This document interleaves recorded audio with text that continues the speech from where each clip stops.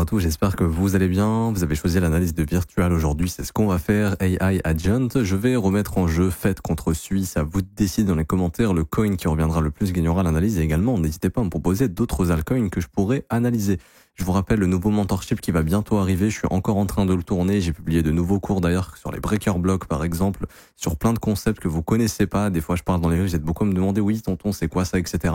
Il y a un mentorship de A à Z sur le price action, sur la théorie, mais également sur la pratique. Donc la première phase, ce sera la théorie, et ensuite ce sera la pratique sur les exécutions des ordres, des trades, des setups, etc. Comment exécuter des ordres via tout ce que vous allez apprendre dans ce mentorship qui sera complet de A à Z. C'est gratuit pour l'obtenir, c'est le premier lien en commentaire épinglé. La seule chose que vous avez à faire pour le moment, c'est de vous inscrire sur BitGet via notre lien partenaire, et ensuite je vous ferai une vidéo bientôt qui vous expliquera comment obtenir ce mentorship gratuitement.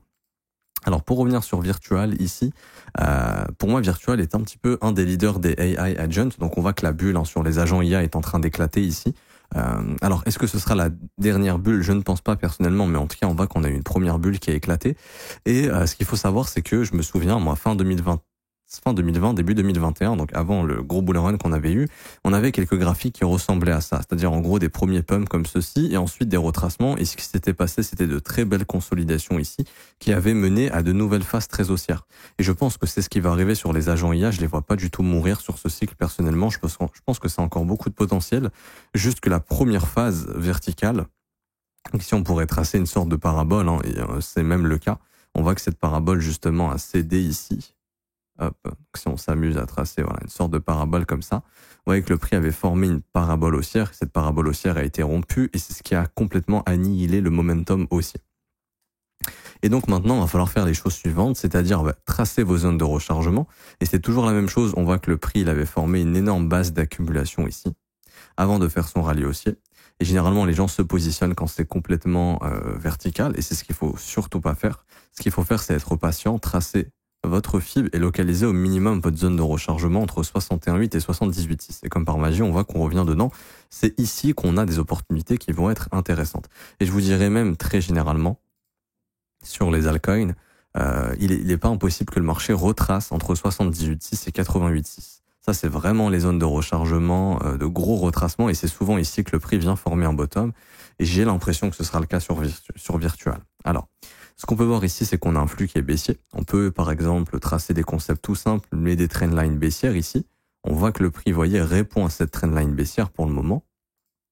Et juste là, on peut aussi tracer via les corps si on veut. Si on prend que les corps, ça sera plutôt comme ceci. Moi, je vais tracer celle qui est respectée par le marché, c'est-à-dire actuellement celle-ci. Vous voyez, une grosse mèche qui a rejeté. Donc, on voit qu'on est en train de suivre ce momentum baissier. Ce qu'il faut comprendre, c'est que tant que le prix évolue sous cette trendline, on est dans un momentum qui est baissier, donc les prix ont le plus de chances de baisser, tout simplement. Même si on casse cette trendline, ce qu'il faut comprendre, c'est que la trendline est une notion de momentum et de temps. Ça veut dire quoi? Ça veut dire que tant qu'on est sous cette trendline, le prix, tant qu'il reste dessous, il suit la même force de mouvement baissier. C'est ça le momentum, c'est la force d'un mouvement. Et donc si votre marché, par exemple, vous tracez une trendline et qu'il respecte cette trendline haussière, ça veut dire qu'il monte en suivant le même momentum, il répond en fait à cette trendline haussière. Sur une trendline baissière, c'est pareil, c'est-à-dire que la force du mouvement est la même. Si à un moment donné, il casse la trendline, ça ne veut pas forcément dire que c'est bon, il y a un signal haussier, ça veut dire qu'on ne répond plus à ce momentum baissier. En tout cas, la force de ce mouvement baissier n'est plus la même qu'au début, ok? Elle a perdu de sa force. Le mouvement a perdu de sa force. Par contre, si derrière le prix ne fait pas de structure haussière, ce qui se passe, c'est qu'on repart dans le sens initial. C'est juste qu'en fait, on ne suit plus ce momentum baissier, c'est-à-dire que par exemple, pour atteindre les 78,6, si on fait ça, on les atteint le 22 février. En fait, si on suit la trendline, on voit que si on voulait atteindre la même zone, c'est-à-dire les 78% de retracement, on aurait dû les atteindre maximum le 11 février. Là, vous voyez qu'on atteint ça le 22 février, par exemple, dans cet exemple précis. Donc, c'est-à-dire qu'on n'a plus suivi le momentum initial, qu'on a une rupture de ce momentum, mais pour autant, on n'est pas reparti à la hausse. Ce qui confirme généralement une reprise haussière, c'est la cassure de la trendline et des structures haussières de l'autre côté de celle-ci. Quand votre graphique commence à vous faire ça, là, il y a énormément de chances qu'un bottom soit en train de se poser, que le prix puisse repartir au nord. Ou en tout cas, construire doucement un nouveau momentum haussier, et là en fait vous pouvez tracer tout simplement une nouvelle trendline haussière que le marché va se mettre à respecter pour remonter doucement, ok? Donc actuellement, ce n'est pas le cas. Ce qui veut dire que si on achète ici Virtual, alors certes les prix sont bons parce qu'on est en zone de rechargement et donc là il n'y a pas de problème, mais ça veut surtout dire que on risque d'être en drawdown, c'est-à-dire on a plus de chances de continuer de voir le prix de baisser plutôt que de voir le prix remonter pour l'instant, parce que ce momentum haussier est complètement terminé. Et maintenant notre objectif, ça va être de localiser des zones de prix pertinentes. Et moi, de ce que je vois, je ne vois rien malheureusement avant. Alors là, je suis en hebdomadaire. Ok, mais je ne vois rien malheureusement avant ce niveau ici, qui sera le plus bas du 2 décembre en weekly, et je crois même que c'est un plus bas mensuel, exactement. Donc je ne vois rien avant le Fair Value Gap weekly et le Fair Value Gap mensuel. Donc je pense personnellement que Virtual, au cours des prochains jours, prochaines semaines, risque de descendre sous les 1,20$. Parce que ce sont des points d'intérêt qui peuvent lui permettre de former un bottom. Là, je ne vois rien qui puisse lui permettre de former un bottom avant d'aller récupérer ses stop-loss ici sous cette consolidation qui a permis de faire le mouvement haussier. Parce que c'est ici, vous voyez qu'on laisse des fair value gap vectoriels, et c'est des fair value gap qui sont comblés genre 8 à 9 fois sur 10, et des aussi gros comme ça, c'est très rare de les laisser intacts. Donc je pense personnellement que le prix va revenir chercher cette zone entre 1,21 et 60 centimes.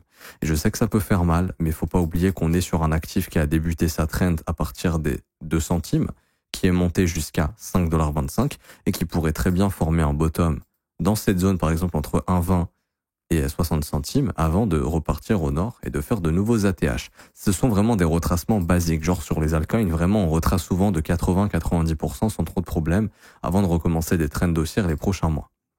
Également, vous pouvez vous amuser à tracer ceci. Ça peut être considéré par exemple comme la trendline haussière, que le marché peut également essayer de revenir chercher. Donc on a elle, bon là elle me paraît très très basse, et vous avez aussi celle-ci. On peut tracer ce creux à ce creux, juste là.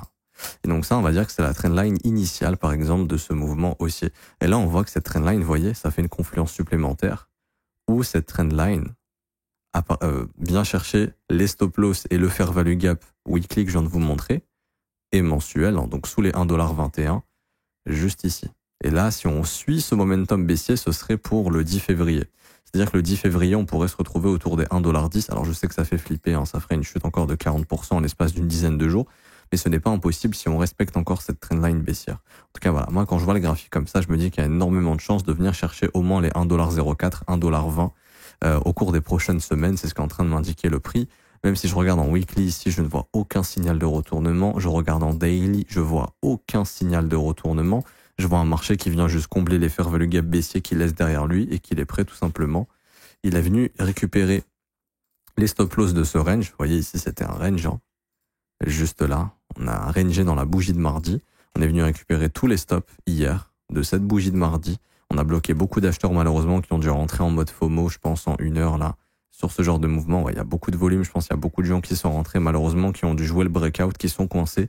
Donc tous leurs stops déjà sont sous le plus bas de mardi. Et je pense que ça pourrait malheureusement faire une accélération baissière. Quand on regarde ça, ça fait consolidation, manipulation et souvent il y a une expansion baissière qui intervient derrière. On voit que le prix a réagi sur ce fair value gap. Une fois que ce fair value gap est perdu, il n'y a plus de points d'intérêt jusqu'à 1,35$, voire 1,21$. Donc je pense que le marché ira chercher ces niveaux au cours des prochains jours. Maintenant, concernant les objectifs aussi. Alors, si on part du principe que la bulle des agents IA n'est pas terminée, et je ne pense pas que ce soit le cas, parce que quand je regarde les indices, par exemple, comme Others, ça m'étonnerait que ce bull market se termine en n'ayant même pas fait de nouvelles ATH. Ça me paraît très peu probable. Je pense toujours personnellement qu'on ira chercher cette trendline haussière en 2025, donc c'est-à-dire entre 800 et à peu près 900 milliards de market cap. Ce qui fera que le marché va encore prendre en valorisation, ok. Et donc c'est ce qui m'invite à penser que cette bulle des agents IA n'est pas finie et qu'elle risque justement de reprendre en 2025 et que, comme je dis, Virtual, de mon point de vue, est un très bon indicateur pour savoir quand est-ce que cette bulle peut reprendre, ok. Et donc cette bulle reprendra pour moi quand il y aura une belle consolidation au niveau du prix qui indiquera de nouveaux breakouts. Et quand on va chercher les market cap ici de Virtual, par exemple, alors j'ai pas regardé la tokenomics, ça se trouve elle est très mauvaise, hein, c'est pas impossible. On a une FDV qui est très proche du market cap actuel, du coup il n'y a pas trop de soucis. Bon, on est quand même capitalisé à 1,2 milliard ici. On est monté même jusqu'à un market cap de 4,6 milliards, donc ça a déjà bien retracé. Mais comme je dis, à mon avis, cette bulle n'est pas terminée. Et on va calculer les objectifs qu'on pourrait avoir. Donc on va spéculer justement sur le fait que Virtual va former un bottom, allez, je dirais entre 1,20 et 60 centimes. Je vais couper la part en deux, je vais dire autour des 86 centimes, ok. Les prochains niveaux d'extension seront entre les 7,94$ et les 9,60$. Donc en fait, on aura un market cap quasiment 2 fois plus élevé que ce qu'on avait atteint, donc autour des 9 à 10 milliards de dollars. Pour des agents IA, honnêtement, si on recrée une bulle dessus, ça m'étonnerait pas qu'on puisse aller chercher ça. Maintenant, ce qui va être intéressant d'observer, c'est que quand Virtual va former un bottom, il y a beaucoup d'agents IA qui vont sortir. Et c'est sur ces agents IA aussi, il faudra surveiller parce qu'en fait, ce qui va se passer, c'est que tous les agents IA qui vont sortir quand Virtual sera en train de former un bottom et de repartir au nord, il y aura une nouvelle hype qui va revenir dans les agents IA. Et il faudra trouver ces nouveaux agents IA à faible market cap, par exemple 3, 5, 10 millions, qui eux pourront monter à 100, 200, 300, 400 millions et peut-être offrir les prochains fois 100, fois 200.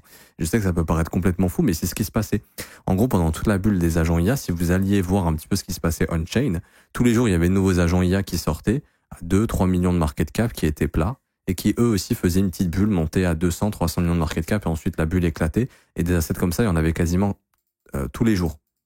C'est comme les mêmes coins. Quand les PP, les WIF, les BRET, etc., tous étaient en train d'exploser, sur le marché on-chain, il y avait tous les jours de nouveaux mêmes coins qui sortaient et qui se mettaient à exploser. Bah, ça va être la même chose. Maintenant, là, on a de la chance d'avoir des leaders. Donc, je pense à AI XBT, je pense à AI 16Z, donc AI 16Z en français. Je pense notamment en Virtual, il y en a plein d'autres. Hein. Donc, vous avez une catégorie sur CoinGecko, en fait, d'agents IA. Vous pouvez vous amuser à regarder leur graphe. Ils ont quasiment tous la même tronche. Ici. Si vous regardez vraiment tous les graphes de ces agents IA là, vous allez voir qu'ils ont tous, fait, c'est pas un agent IA, mais là vous prenez Virtual, on vient de le voir, vous prenez le deuxième ici, AI 16Z, vous prenez en max, vous voyez, hop, la bulle a éclaté. Vous prenez ici FAI. Alors lui, il est un peu plus strong, mais je pense, il est beaucoup plus strong que les autres, lui. Il est un peu en train de ressembler à ce qu'a fait Bitcoin en en mars jusqu'à août 2024. Mais pareil, le momentum, en tout cas, n'est plus haussier pour l'instant. Et vous prenez, même AI XBT, quand on prend max ici, vous voyez, les bulles sont en train d'éclater. Et quand il y aura de nouvelles structures haussières, là, ça indiquera que le marché sera prêt à repartir. Donc, ce serait possible aussi de faire un indice AI Adjoint. J'en ferai un d'ailleurs et je vous montrerai justement quand est-ce qu'on verra des signes de bottom. Et généralement, les bottoms, ça se forme comme ceci. C'est-à-dire une descente chiante qui perd de sa force et à un moment donné, le marché qui ne baisse plus et qui reforme des creux ascendants. Et ensuite, c'est les breakouts comme ceci qui redéclenchent quelque chose d'haussier. Et là, ça peut prendre plusieurs semaines, hein. Ça peut par exemple durer jusqu'au mois de mars, j'en sais rien. Mais une fois qu'on commencera à voir ça, il y a des chances qu'en fonction de la saisonnalité, jusqu'à à peu près mars, on puisse baisser, former les bottoms et que avril-mai puisse être haussier sur les agents IA parce que souvent la saisonnalité veut que on est sur des mois haussiers avril-mai qui sont très haussiers. Donc là, ça m'étonnerait pas qu'on puisse poser le bottom ce mois-ci au mois de mars et que les reprises haussières puissent se faire et être très rapides en avril-mai pour la prochaine vague haussière comme ceci. Ok ? Et donc les objectifs pour moi seront les extensions. Donc là, ça me calcule entre du 7,96$ et du 9,64$. Maintenant, je pense pas qu'on atteindra ces niveaux, mais sait-on jamais, si vraiment il y a une énorme bulle qui arrive sur les agents IA et que Virtual est un petit peu un leader de cette bulle-là, à ce moment-là, on aura des objectifs à 9,95. Donc ça, c'est factuel, hein, c'est un objectif là que je ne peux pas changer, 9,95. Donc ça correspond quasiment à ces objectifs d'extension. Ensuite, 3,14 à 16,24$ et dernier objectif final entre 26 et 32$. Donc là, on serait sur des market cap qui seraient vraiment pas mal. Je vous calcule ça rapidement. Donc on a circulating supply, je vais arrondir à 900 millions d'ici là. Fois par exemple 30$, ça donnerait des market cap autour des 27 milliards. Ce qui voudrait dire que le plus gros agent IA soit dans le top 20 du marché. Ça ne m'étonnerait pas. Je ne serais pas vraiment choqué si ça arrive, mais honnêtement, ça me paraît peu probable. Après, on verra bien si un bottom se forme et qu'une nouvelle tendance arrive. En fait, moi, le scénario que je vous explique ici, je m'arrêterai ici pour aujourd'hui. Si vous connaissez un petit peu l'étude d'une bulle d'un marché financier, vous savez qu'il y a souvent cette phase ici de décollage, première consolidation, piège baissier. Et pour moi, ici, on est sur la catégorie investisseur institutionnel. Pour moi, il n'y a pas tous les retail qui ont spéculé sur des agents IA. Je pense qu'il y en a très peu. Encore une fois, je pense que ce sont vraiment des gens qui sont early. Genre la grosse bulle où toute la terre entière parle des agents IA, que ça puisse passer à la télé ou que vraiment sur les réseaux ça parle que de ça. Parce qu'on a parlé un petit peu sur les réseaux, mais c'était encore pas très énorme. C'était pas encore waouh. Par exemple, là, vous allez voir quelqu'un dans la rue, vous lui dites c'est quoi un agent IA, il connaît pas. Vous lui dites c'est quoi Bitcoin, il connaît. C'est quoi Ethereum, il connaît. XRP, il connaît probablement. Vous connaissez les crypto-monnaies? Oui. Vous connaissez les agents IA? Non. Ce qui m'invite à penser qu'on est sur cette phase. Et que normalement, la phase d'euphorie, là où le grand public arrive et les médias en parlent, tous les médias, les CNBC, Fast Money, peut-être même les médias traditionnels, Pour commencer à dire, ouais, voilà, les agents IA, ChatGPT, en crypto-monnaie, ça explose, machin, bah là, on saura qu'on est dans cette phase finale. Et je spécule sur le fait que on soit simplement dans cette phase ici, de première consolidation, avant une consolidation, et pourquoi pas, là, la grosse bulle qui marquera le top définitif. Et là, toute la terre entière se mettra à parler des agents IA. On verra éventuellement peut-être des stars lancer des agents IA, parce qu'on a eu la phase où les stars lancent des mêmes coins, bah, n'importe quelle star pourra lancer un agent IA, par exemple, que des stars en fassent la promotion. Moi, je me souviens d'un Mike Tyson qui faisait la promotion de Solana et Ethereum à leur top en 2021. Tout ça, c'est des choses qu'on n'a pas vues sur ce cycle, qu'on pourrait voir éventuellement. Donc, je m'arrête ici pour aujourd'hui. J'espère que ça vous aura plu. Si c'est le cas, n'hésitez pas à laisser un petit pouce bleu, vous abonner si ce n'est pas déjà fait, à mettre un petit commentaire. Également, je vous rappelle, commentaire épinglé, formation gratuite, nouveau mentorship, Pepital Coin. Donc, tout ça, c'est ces liens juste ici. Vous avez ici la formation de trading crypto, donc c'est celle-ci, petite formation de 6 heures de cours vidéo avec un plan pour le bull run. Et ensuite, la vidéo des altcoins pépites pour 2024 et 2025. J'en referai bientôt une pour 2025 au vu de tous les nouveaux narratifs qui se déclenchent. Là, je pourrais affiner encore plus les assets. Donc n'hésitez pas, vous l'obtiendrez, ça s'ajoutera directement ici. Également, donc il vous suffit simplement de vous inscrire sur Bitget via notre lien partenaire et de remplir ce petit formulaire. Il y a juste à mettre votre email, votre identifiant Bitget et vous allez récupérer la formation. Et pour le mentorship, je vous expliquerai tout, ce sera gratuit. Et puis pour ceux qui veulent rejoindre le copy trading, comme table, les deuxième et troisième liens juste ici. Et puis l'école de trading, pareil, toujours ouverte. Si vous souhaitez vous former à mes côtés du lundi au vendredi, il y a des briefs privés. Vous aurez aussi accès à la formation de l'école, qui est juste ici, 19 heures de cours vidéo, 8 modules. Vous aurez accès à la communauté privée sur le Discord pour échanger avec moi-même et les professeurs, poser toutes vos questions, avoir aussi les dernières opportunités du moment. Et également, vous aurez aussi la possibilité de lire les témoignages des membres juste ici. Si vous voulez rejoindre les élèves, c'est 49 € par mois, c'est sans engagement. Vous avez aussi les offres 3, 6 et 12 mois qui vous sont proposées. En tout cas, vous êtes les bienvenus. Je m'arrête ici. On se retrouve très bientôt. Ciao, ciao.